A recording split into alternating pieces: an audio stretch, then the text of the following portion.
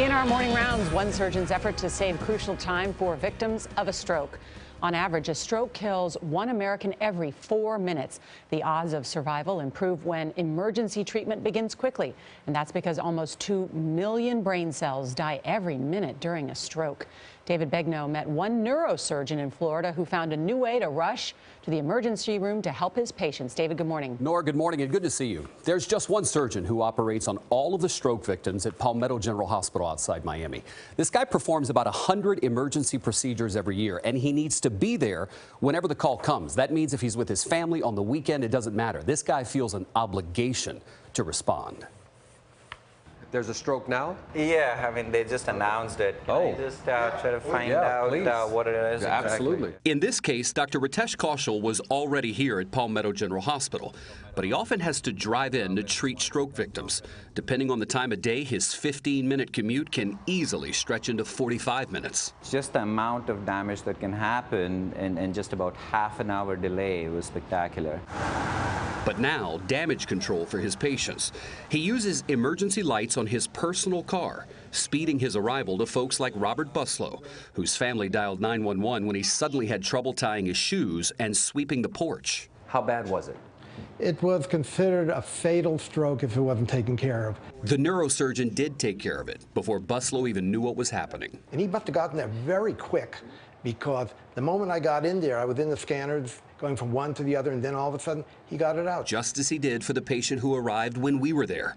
Kaushal pulled out a tiny blood clot like this. If I did not have the lights, or if it had taken me another half an hour to get to him, things would have been very different. Potentially, he probably would have been paralyzed on the right side and would have never been able to speak. The reason I have absolutely no ill effects is because, Dr. Kaushal got there very, very quick. No sirens though, right? No sirens. Do you just honk your horn? Yeah, usually if I need to. We mounted a camera inside of his car to see how it works. The lights allow him to drive on the shoulder of the highway around traffic backups. The fire department installed this after first checking to make sure it was legal. Still has to abide by all traffic laws. Right. So he has to stop at the red lights, go the speed limit. He can just sort of move through the backup on the freeway. And as people see the vehicle coming, they usually yield.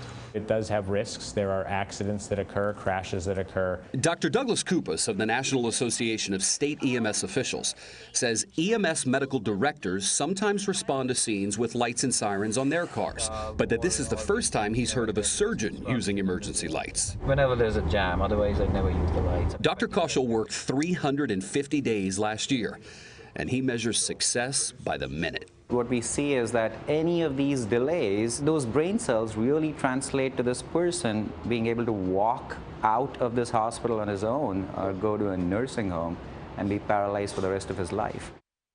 So health officials suggest the best way for stroke victims to save time is recognize the symptoms. There's an acronym, FAST. Watch for these things: a drooping face, arm weakness, or speech problems, and to get help as soon as possible. Dr. Kaushal says he's used the lights about 7 times since he installed them in September. And here was a lighter moment. He said to me, I had to talk to my wife, who's also a doctor, about, can I do this? And she said, yeah, sure. Just get some extra life insurance. And he did. Oh, but this is so crucial, and to know that you're having a stroke. I mean, that's the big thing. Charlie, we watched him while we were there remove a stroke from a man's brain, and it was the size of a rice kernel. And he walked in and he couldn't move a limb. Shows you right there. It's so nice to have you at the table. It's so good to be here. I know. It's so good to be here. Still, is that hard? I tell you what, I'm in a suit. I feel like a fish out of water. Well, because you're usually, crawling through the snow or being batted by winds and crawling, not walking. Not walking. It's so good to see you guys. No. Happy holidays. We love what you contribute. Yes. Thank you, Feeling Charlie. is mutual about Thank you, David Begnaud. You too. Thank you.